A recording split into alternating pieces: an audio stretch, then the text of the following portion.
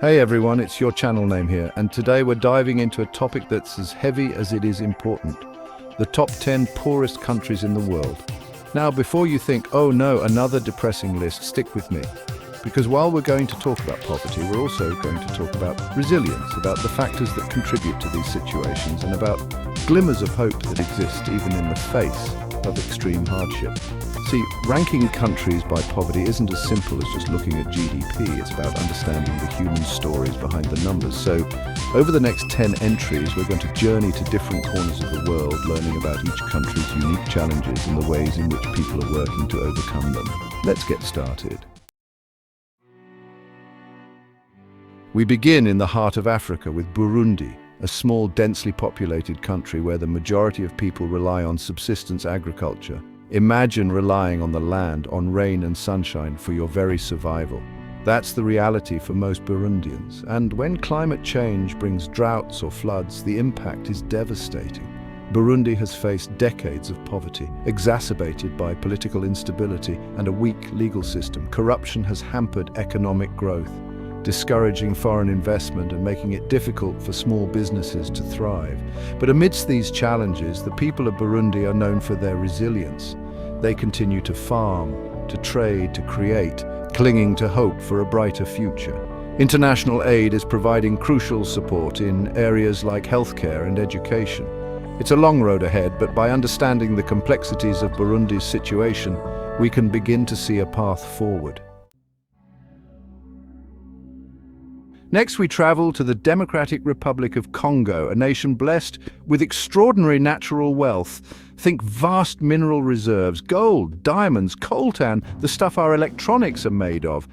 You'd think such abundance would translate to prosperity, right? Sadly, that hasn't been the case.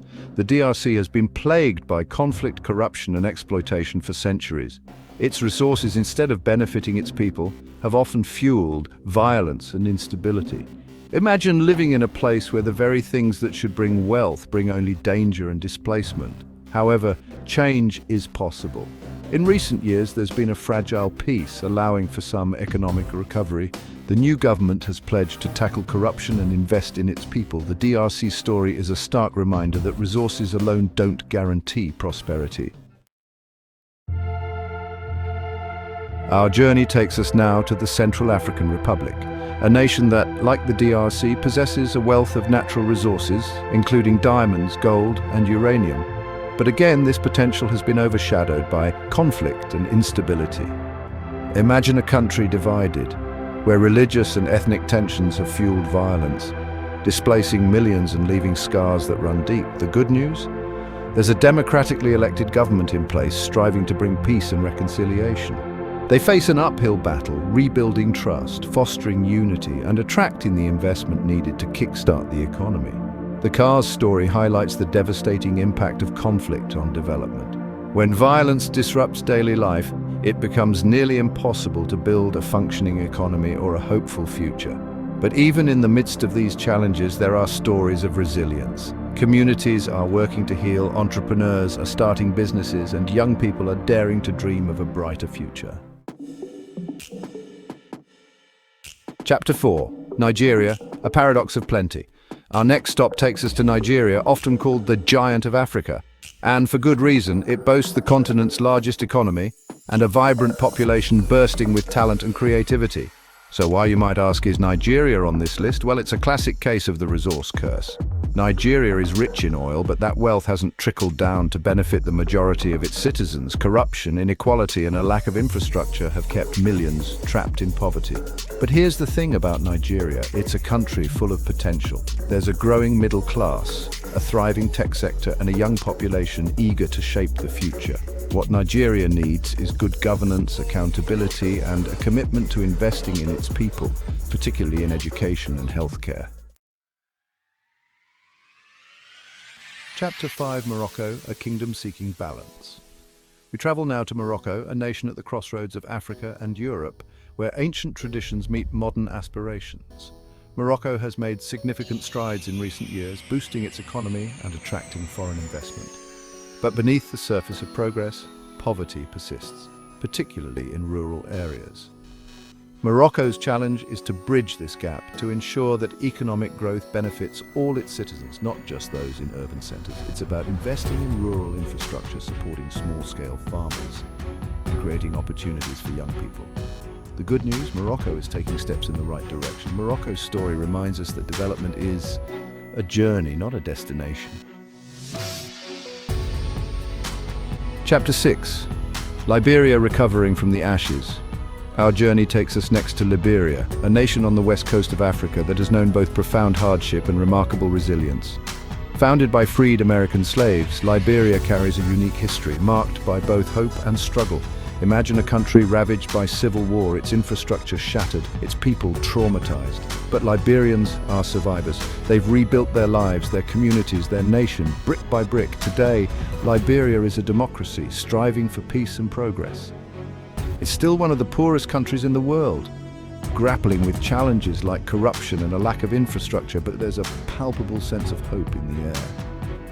Liberia's story is a testament to the human spirit's ability to overcome adversity. Chapter 7. Mozambique, a land of promise and peril. We journey now to Mozambique, a nation on the southeastern coast of Africa, blessed with stunning beaches, diverse wildlife, and abundant natural resources. But Mozambique's beauty belies a history marked by conflict and natural disasters. Imagine a country ravaged by a 15-year civil war, its infrastructure decimated, its people traumatized. Add to that recurring droughts and devastating cyclones, and you begin to grasp the challenges Mozambique faces. Despite these hardships, Mozambique has made remarkable progress. It's transitioned to a multi-party democracy, embraced economic reforms, and attracted foreign investment. But poverty remains widespread, particularly in rural areas. Mozambique has discovered vast natural gas reserves which, if managed responsibly, could transform its economy and lift millions out of poverty. The key is to ensure that this newfound wealth benefits all Mozambicans, not just a select few. Chapter 8. Comoros Islands seeking stability. Our journey takes us next to the Comoros, a small island nation off the coast of East Africa. Imagine a paradise of volcanic peaks, turquoise waters, and fragrant spices. But beneath this idyllic surface lies a nation grappling with poverty, political instability, and environmental challenges. The Comoros has been plagued by coups and political turmoil since gaining independence from France in 1974. This instability has hampered economic growth and discouraged foreign investment.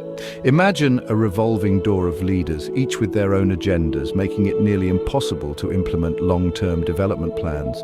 But amidst these challenges, there's a glimmer of hope. The current government has implemented some economic reforms and is working to attract tourism.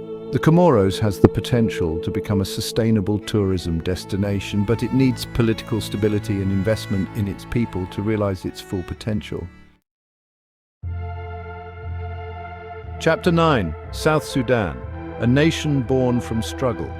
Our journey takes us now to South Sudan, the world's youngest nation, born from a long and bloody struggle for independence. Imagine a landlocked country in the heart of Africa, endowed with fertile land and abundant oil reserves.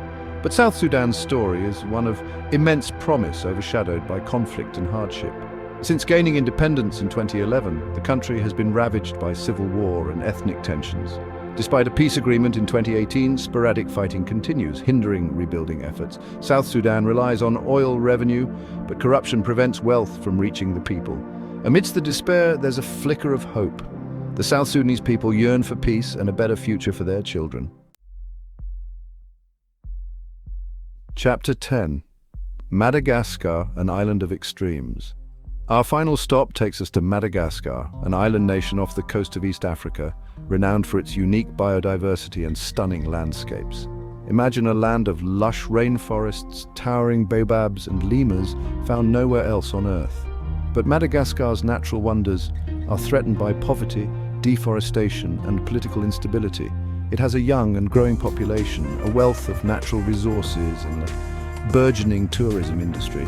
Imagine a future where Madagascar's unique biodiversity becomes an asset, attracting eco-tourists and generating revenue for conservation efforts. So, there we have it, 10 countries grappling with extreme poverty, each with its unique set of challenges and opportunities. It's easy to feel overwhelmed by the scale of these problems, to feel like our individual actions are insignificant in the face of such immense suffering. But here's the thing, understanding is the first step towards action. By learning about these countries, by listening to the stories of their people, we cultivate empathy, and empathy is the wellspring of compassion and action.